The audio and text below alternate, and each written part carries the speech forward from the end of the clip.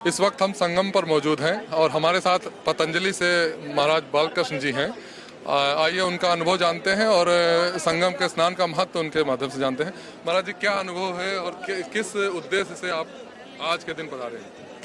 उद्देश्य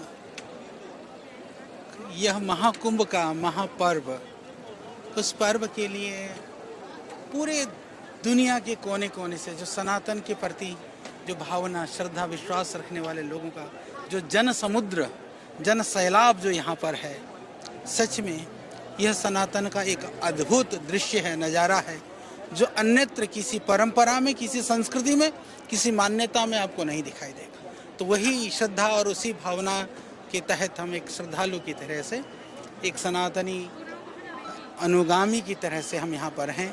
और हमने प्रातः काल से पैदल सब जगह लगभग हम लोगों ने 20 किलोमीटर हमने पैदल यात्रा करी। सुबह हमने महसूस करना चाहा कि किस तरह से एक आम व्यक्ति, एक जो सुदूर क्षेत्र से आया है, किलोमीटर पैदल चल करके और लंबे उसमें जुड़ करके, तो हमने महसूस किया है कि सच में व्यवस्था भी बहुत अद्भुत है, क्योंकि करोड़ों लोगों की व्यवस्था ये साधारण बात नहीं है।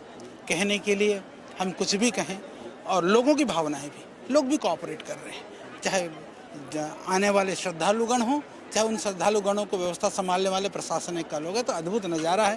तो यह सदियों के बाद ये दैवीय अनुकंपा होती है, तो यह सब मौका मिलता है। तो यह सब हमारा सौभाग्य, हम यहाँ पर हैं। आयुर्वेद से आपका विशेष जुड़ाव है, तो आप आने वाले इतनी भारी मात्रा में श्रद्धालु आना चाह रहे हैं, तो आप विशेष क्या उनको सुझाव देना चाहेंगे? इसमें जैसे थोड़ा जो हमने महसूस किया है, एक तो स्वच्छता का मतलब, हम आते हैं माँ पवित्र माँ गंगा में अपने आप को पवित्रकरण करने के लिए, पापों से मुक्ति के लिए। हम कहीं माँ गंगा को प्रदूषित ना करें। कहीं कहीं पर जैसे कोई चीज़ हम डाल देते हैं असावधानी वसात, या कहीं चीज़ भरी होती है तो लेकर चलना मजबूरी होती है, खाली होती है तो फिर हमको लगता है कि कहीं डाल दो। हालांकि बहुत कूड़ेदान वगैरह अच्छी जगह पर सब लगाए गए हैं, तो जहाँ नियत स्थान पर उन चीज़ों को डालें।